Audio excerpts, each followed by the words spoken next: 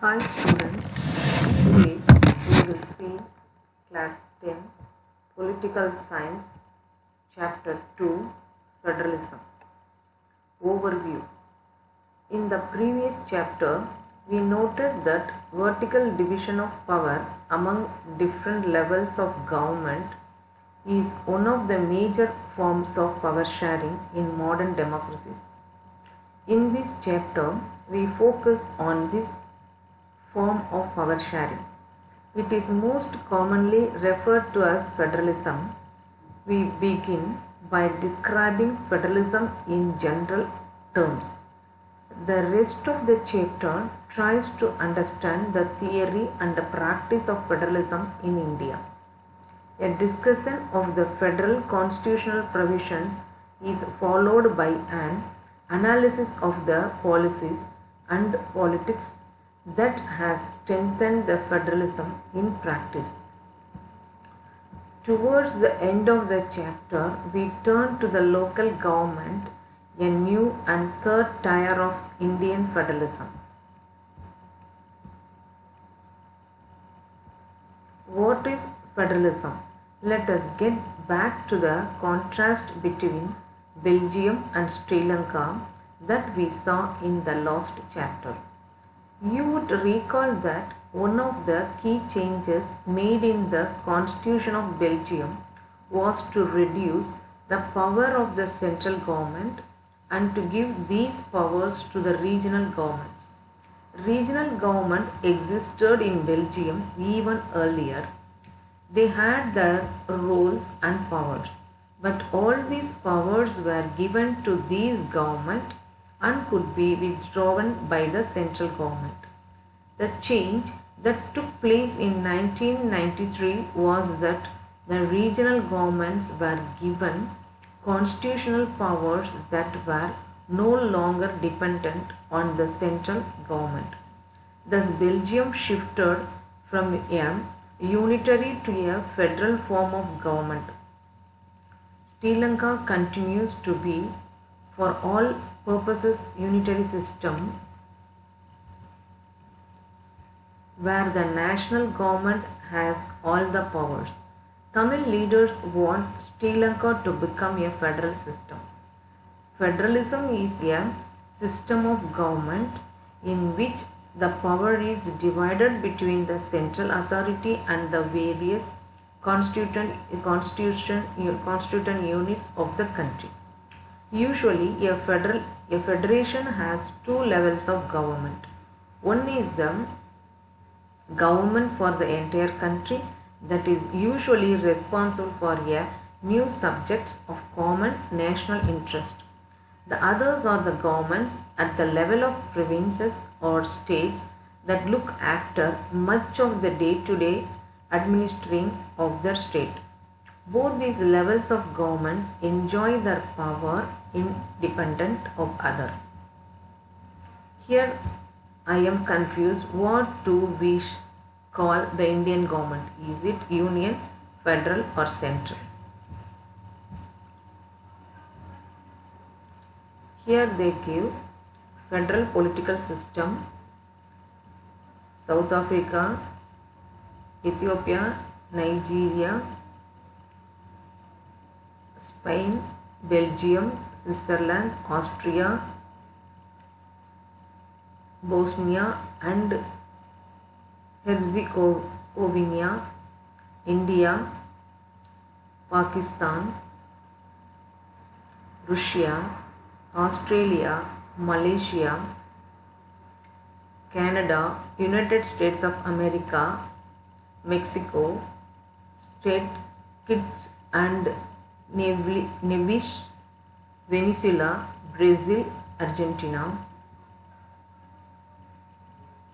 Though only 25 of the world's 193 countries have the federal political system, their citizens make up 40% of the world's population. Most of the larger countries of the world are federations. Can you notice an exception to this rule in the map?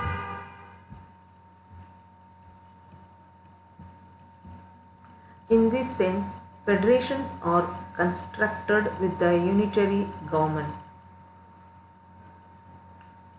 In this sense, federations are contrast with the unitary governments. Under the unitary system, either there is only one level of government or the sub-units are subordinated to the central government. The central government can pass on orders to the provincial or the local government. But in the federal system, the central government cannot order the state government to do something. State government has powers of its own for which it is not answerable to the central government. Both these governments are separately answerable to the people. Let us look at some of the key features of federalism. 1. There are two or more levels in bracket or tiers of government. 2.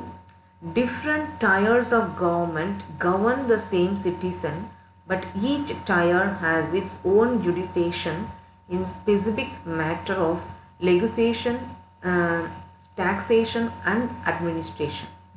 3. Jurisdictions of the respective levels or tiers of government are specified in the Constitution. So the existence and the authority of each tier of government is constitutionally guaranteed. 4. The fundamental provision of the Constitution cannot be unilaterally changed by one level of government. Such changes require the consent of both the levels of government. 5. Courts have the power to interpret the Constitution and the powers of different levels of government. The highest court acts as an umpire if the disputes arise between different levels of government in the exercise of their respective powers. 6. Sources of revenue for every level of government. 6. Sources of revenue for each level of government are clearly specified to ensure its financial autonomy. 7. The federal system thus has dual objectives: to safeguard and promote the unity of the country, while at the same time accommodate regional diversity. Therefore, two aspects are crucial for the institution and practice of federalism. Governments at different levels should agree to some rules of power sharing. They should also trust that each would abide by its part of the agreement. An ideal federal system has both aspects: mutual trust and agreement to live together.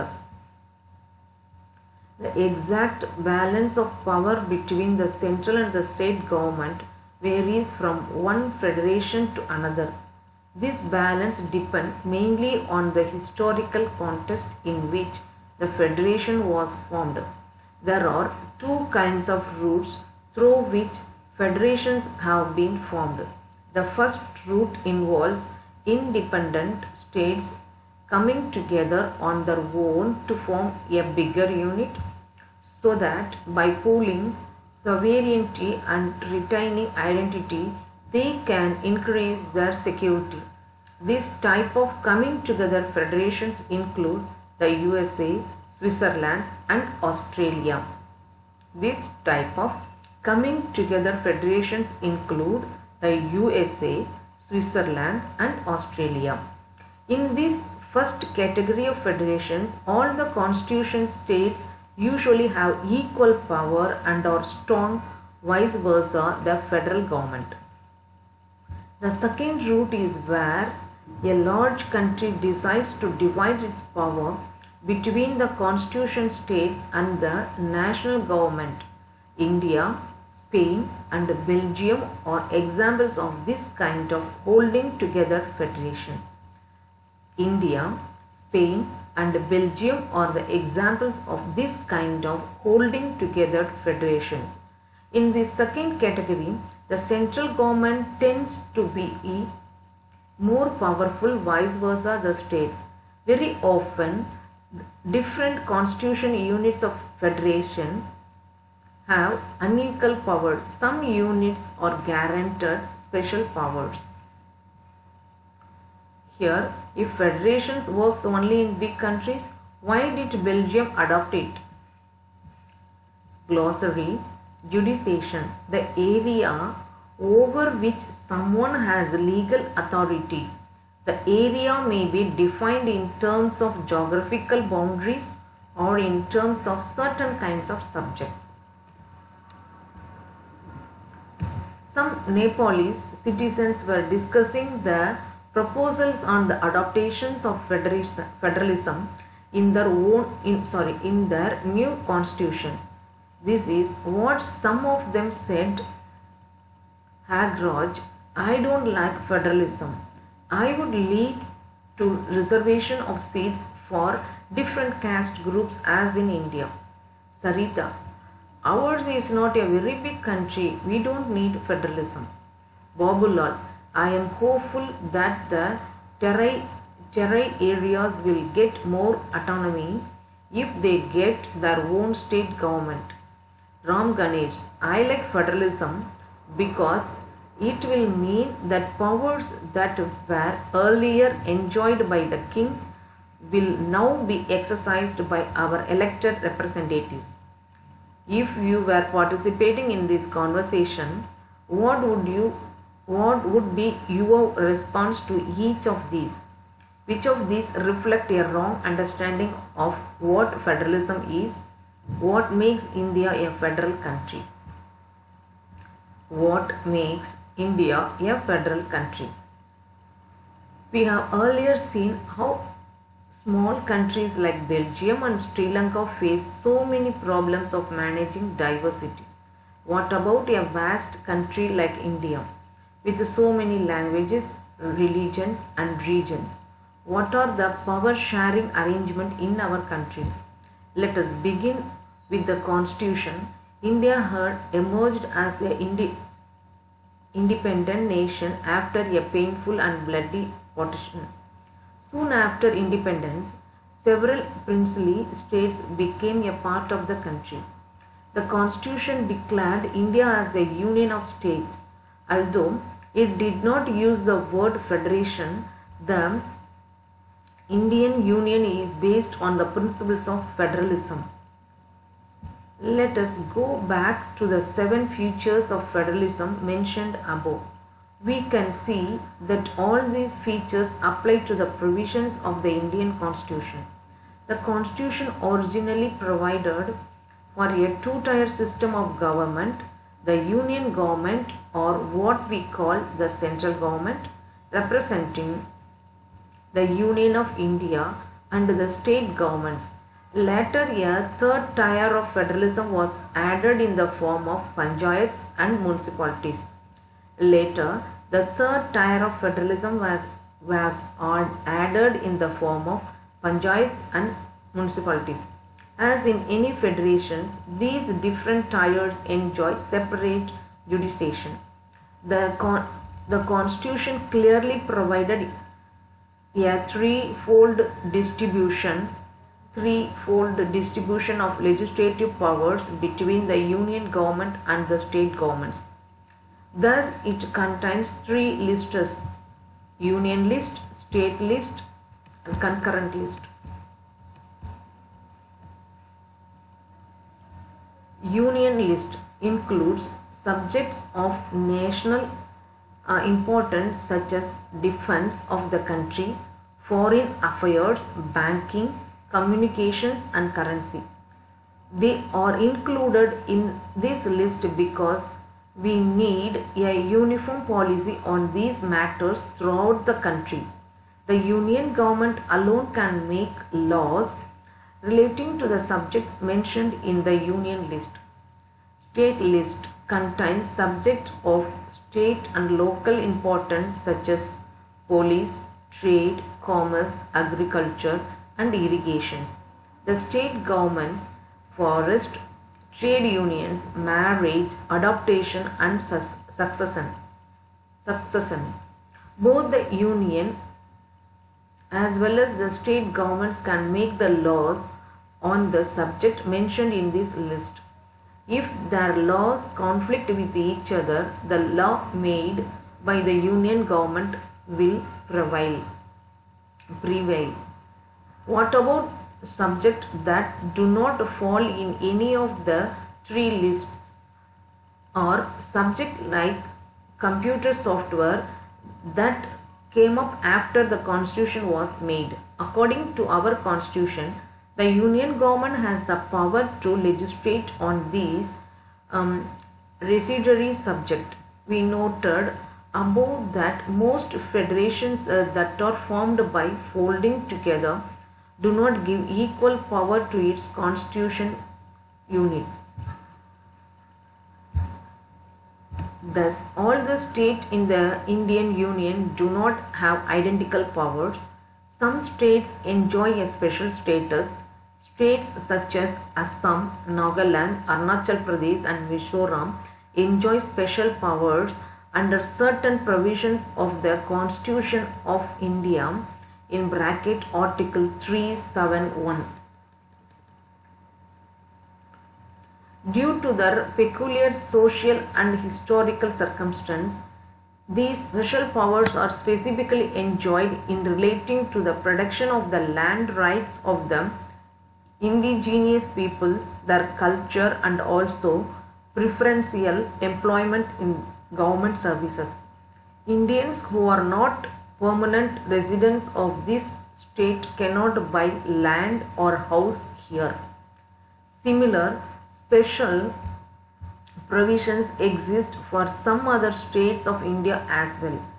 There are some units of Indian Union which enjoy very little power.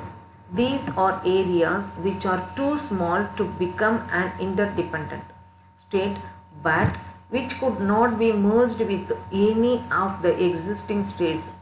These areas like Chhattisgarh or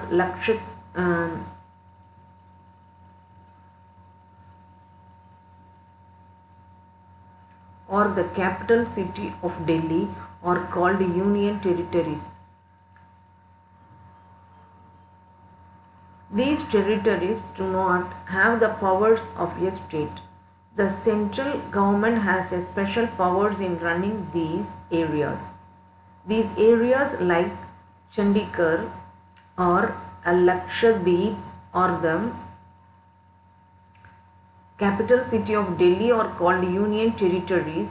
These territories do not have the powers of the state.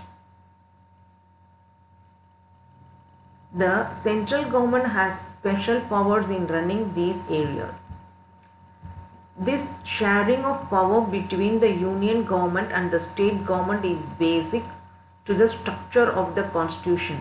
It is not easy to make the changes to its power sharing arrangement. The parliament cannot on its own change this arrangement. Any change to it has to be first passed by both the houses of the parliament with at least 2/3 majority. Then it has to be ratified by the legislatures of at least half of the total states.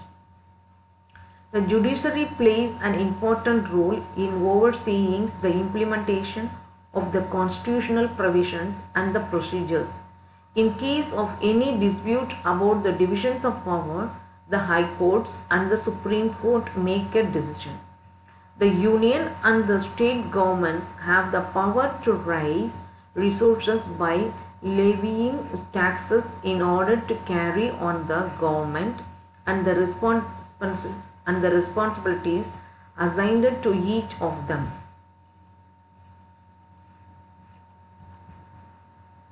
Here they give, if agriculture and commerce are the state subjects, why do we have the ministers of agriculture and commerce in the union cabinet? Here they give, isn't that strange? Did our constitution makers not know about federalism, or did they wish to avoid talking about it?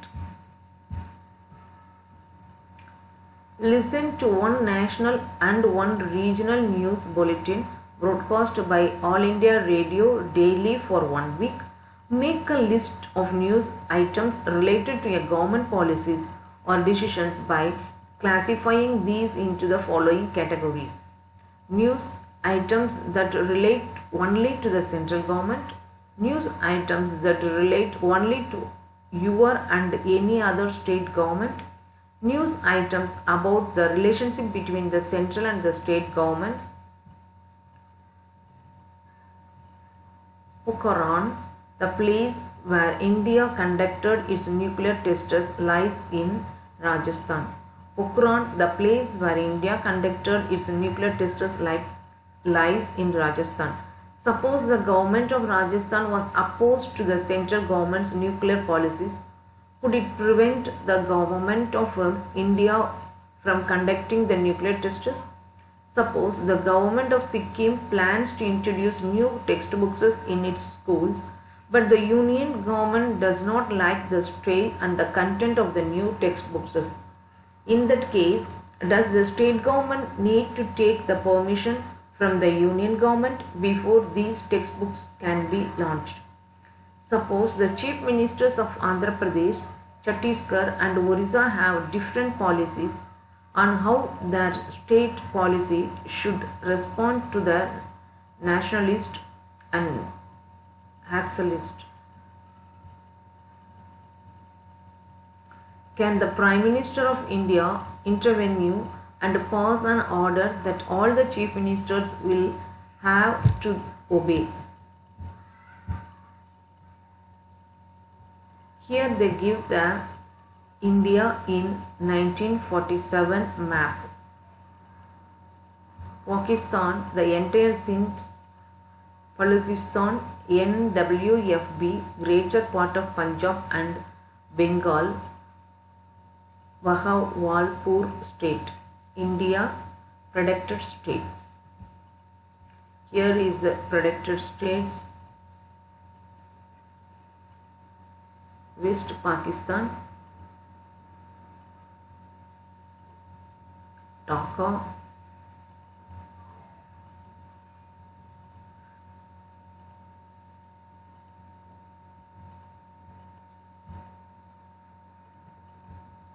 Thank you. Sharing is caring. Comment your thoughts. Subscribe for more knowledge.